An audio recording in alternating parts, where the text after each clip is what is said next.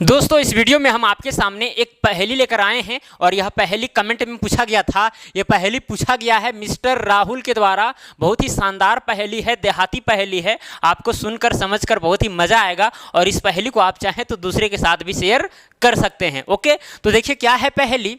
लिखा गया है रोटी की संख्या 20 है तथा लोगों की संख्या 20 है। रोटी की भी संख्या 20 है और लोगों की भी संख्या 20 है। इसमें से महिला एक एक रोटी खाती है। महिला कितना कितना रोटी खाती है? एक एक रोटी खाती है। पुरुष दो दो रोटी खाते हैं तथा बच्चे आधा से आधा रोटी खाते हैं। तो बताइए महिला, पुरुष और बच्चे कितने कितने हैं?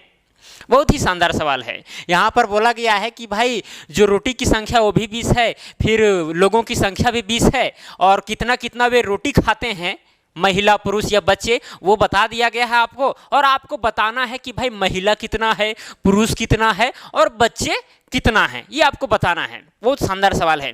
देखिए ऐसे सवालों को बहुत लोग करते क्या हैं, ऐसे सोचने लगते हैं और सॉल्व करने का प्रयास करते हैं कि भाई यदि हम महिला 2 लेंगे तो पुरुष 8 लेना पड़ेगा, 8 तो 10 हो जाएगा, फिर 10 बच्चे लेंगे 20 होगा। फिर जब उसके अनुसार जब रोटी की संख्या निकालने लगेंगे तो पता चलेगा कि 20 से रोटी ज़्यादा हो रहा है या फिर कम हो रहा है। तो दोनों तालमेल ऐसा होना चाहिए कि भाई 20 रोटी भी हो जाए और 20 वहाँ पर टोटल आदमी भी हो जाए, लोग भी हो जाए। ओके, तो देखिए ऐसे सवालों को सॉल्व हम करेंगे इक्वेशन बनाकर, समीकरण बनाकर, तो जल्दी हम आंसर को प्राप्त कर सकते हैं। अगर ऐसे हम टाइम पास करेंगे तो केवल समय की बर्बादी है। सबसे अच्छा उपाय है कि आप इक्वेशन बना लें, बेहद सरल हो जाएगा, है कि नहीं। और ऐसे सवाल मैंने बहुत सारा पहले करा रखा है, ठीक है। देखिए तो सबसे पहले आपको करना क्या है, यहाँ पर 3 चीज पूछा है। 3 चीज, एक पूछा है कि भाई महिला, पुरुष और बच्चे कितने कितने हैं, कितने कितने हैं। तो सबसे पहले मान लेना पड़ेगा कि भाई महिला की संख्या मान लेते हैं कि x है। कितना है? x है। और पुरुष की संख्या को मान लेते हैं y। क्या मान लिए? y। और बच्चे की संख्या हम मान लिए z। इतना मान सकते हैं। देखिए ये चीज़ मानने से आपको यहाँ पर 3 वेरिएबल प्राप्त हुआ।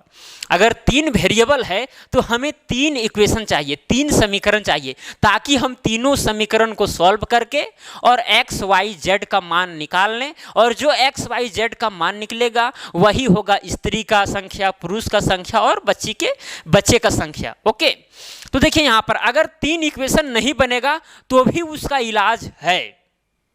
समझ में आ रही है बात? 3 इक्वेशन यहाँ पर बनने वाला नहीं है तो भी उसका इलाज है। हम बहुत ही जल्दी बता सकते हैं 2 ही इक्वेशन बनाकर इसका आंसर। ओके, तो देखिए सबसे पहला क्या दिया गया है, रोटी की संख्या कितना है? 20 है तथा लोगों की संख्या 20 है। अगर लोगों की संख्या 20 है तो इसका मतलब कि x + y + z बराबर में 20 होना चाहिए। सिंपल सी बात है, क्योंकि हम मान लिए हैं कि महिला की संख्या x है, पुरुष की संख्या y है, बच्चा की संख्या z है, तो सबको मिलाकर 20 होना चाहिए। क्योंकि कंडीशन में तो बोला गया है कि लोगों की संख्या 20 है कि नहीं? सही में आ रही है बात? देखिए जो हम बता रहे हैं, जिस तरह से बता रहे हैं, आपको समझ में आ जाना चाहिए। अगर जरा सा भी आपको पता नहीं है फिर भी आएगा, लेकिन आपको सुनना पड़ेगा सही ढंग से, ठीक है, और समझना होगा। देखिए एक इक्वेशन यहाँ पर बन गया, इसको मान लीजिए आप समीकरण 1, ठीक है। अब देखिए यहाँ पर एक और कंडीशन दिया गया था कि रोटी की संख्या कितना है? 20 है। अब देखिए एक इक्वेशन और कैसे बनेगा।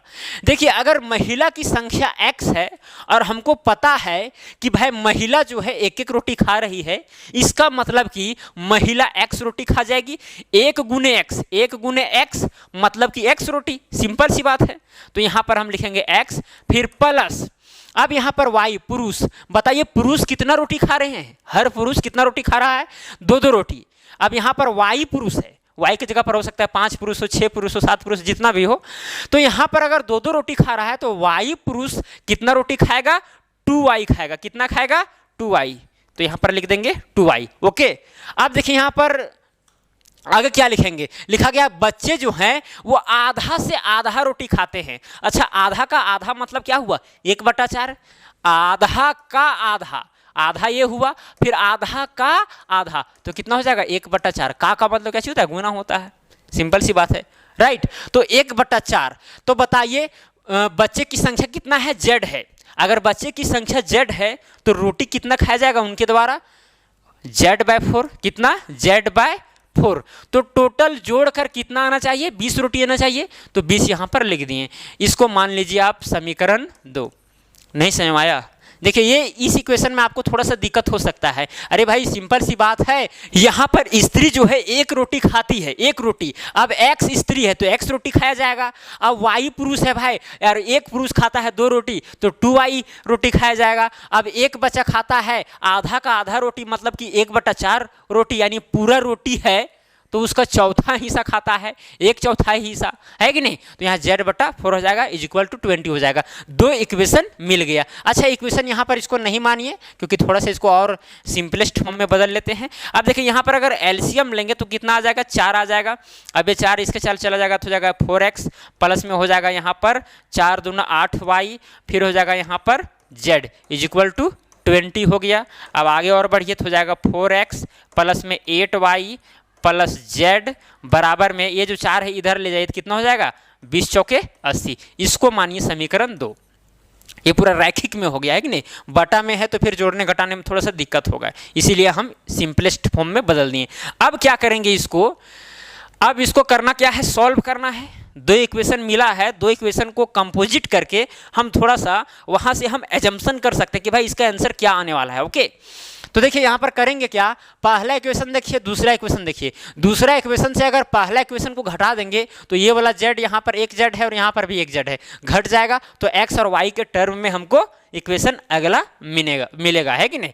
तो देखिए क्या करेंगे, समीकरण 2 से समीकरण 1 को घटा देंगे। तो बताइए समीकरण 2 से घटाएंगे तो 4x में से x चला जाएगा तो कितना बचेगा? 3x बचेगा।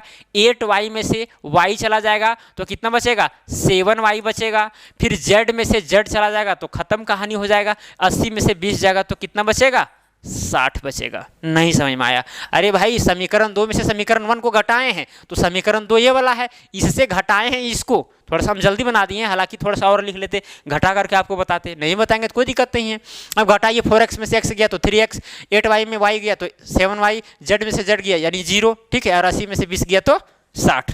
अब इसको मान लीजिए आप समीकरण 3। अब देखिए, अब हम ये जानते हैं कि अगर 3 वेरिएबल है, यहाँ पर 3 वेरिएबल है, कौन कौन? एक है x, दूसरा है y और तीसरा है z। तो 3 इक्वेशन चाहिए था, लेकिन अब यहाँ पर हमको मिल गया एक और इक्वेशन, तो इसको 3 नहीं मान लेना है, ठीक है? 3 इसको नहीं मानना है। मतलब कि x y z के रूप में अगर 3 इक्वेशन रहता तो हम सॉल्व करके x y z का मान एकदम आराम से निकाल सकते थे, लेकिन हमको मुख्यतः क्वेश्चन में 2 ही इक्वेशन दिया गया था। अब उसको कंपोजिट करके एक और इक्वेशन हम बना दिए। अब इसी से हम एजम्पशन करेंगे। क्या करेंगे? एजम्पशन। आंसर यहाँ से डायरेक्ट नहीं निकल सकता, एजम्पशन करेंगे। देखिए अगर x का मान 1 रखेंगे, x का मान 1, तो 3 को गुना 1 से करेंगे तो 3 होगा। अब ये 3 इधर प्लस में है, इधर जाके माइनस में हो जाएगा। अब 60 में से 3 जाएगा तो कितना बचेगा? 57। अब अगर 57 बचेगा तो यानी कि 7y बराबर 57 बचेगा। अब बताइए 7 से 57 कटेगा? नहीं कटेगा, 7 के पहाड़ा में नहीं आता है 57। इसका मतलब कि हमको x के जगह पर 1 नहीं लेना है। क्यों नहीं लेंगे भाई?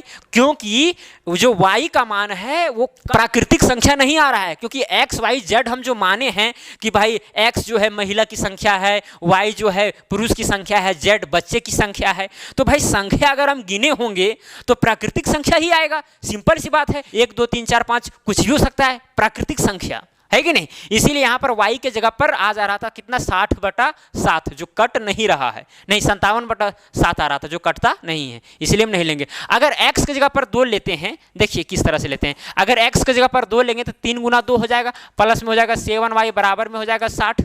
अब 3 दूना कितना हो जाएगा? 6। अब 6 को ले जाएंगे इधर तो 7y बराबर में 60 माइनस क्या हो जाएगा? 6 हो जाएगा। फिर यहाँ पर y बराबर में क्या हो जाएगा? 60 में से 6 जाएगा तो कितना बचेगा? 54 बचेगा। अब ये 7 इधर चला जाएगा डिवाइड में तो 54/7 आया। अब 54 जो है 7 से कटेगा? नहीं कटेगा। मतलब कि हम 2 भी नहीं ले सकते हैं, 2 भी नहीं ले सकते हैं। अगर 3 लेते हैं, 3 3 9, अब 9 को इधर ले जाएंगे, 60 में से 9 जाएगा तो बचेगा 51, फिर भी 7 से नहीं कट रहा है। अगर यहाँ पर 4 लेते हैं तो 4 3 12, 60 में से 12 घटेगा तो बचेगा कितना?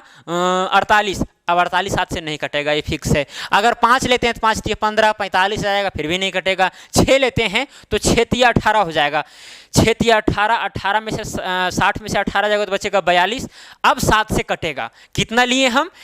x के जगह पर अगर हम लेते हैं 6 तो हो जाएगा यहाँ पर 7y बराबर में हो जाएगा 60। अब बताइए 3 छक हो जाएगा यहाँ पर 18 प्लस में 7y बराबर में 60। अब यहाँ पर 7y बराबर में 60 में से 18 घट जाएगा तो बचेगा 42। अब यहाँ 7 एकम 7 7 छक 42, तो y का मान कितना आ गया? y का मान 6 आया। कब? जब हम x के जगह पर 6 रखें तब। जब हम x के जगह पर 6 रखें तो y का मान आ गया 6, यानी कि बहुत हद तक सही आ रहा है। ठीक है, चलिए हम x के जगह पर 6 रखे थे तो y के मान कितना आया? 6 आया। चलिए y का मान 6 आया। अब z का मान निकालते हैं। अब देखिए यहाँ से z का मान निकल जाएगा।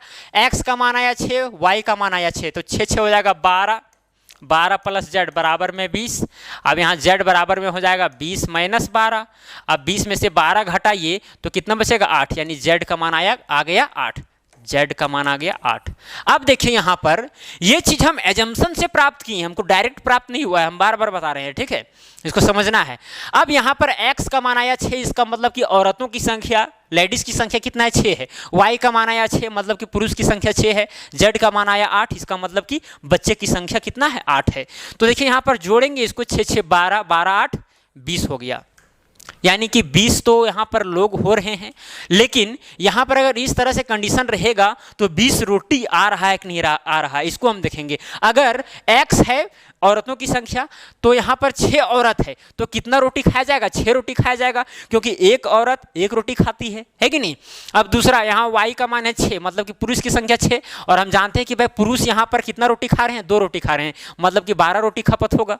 सिंपल सी बात है। अब यहाँ z का मान आया 8, यानी कि बच्चे की संख्या 8। अब एक बच्चा खाता है 1/4 भाग, मतलब कि 1 रोटी में 4 बच्चा खा जाता है, तो यहाँ पर 8 बचा है तो कितना रोटी खाया जाएगा?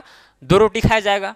अब इसको जोड़ करके देखिए, 6 और 12 हो गया 18 और 2 20, यहाँ पर 20 रोटी भी आ गया प्लस में 20 लोग भी हो गया। इसका मतलब कि यहाँ जो लोगों की संख्या पूछा गया था, यानी स्त्री का, पुरुष का, ये सब का जो संख्या पूछा गया था वो हम आसानी से बता सकते हैं कि जो महिला की संख्या है वो कितना है?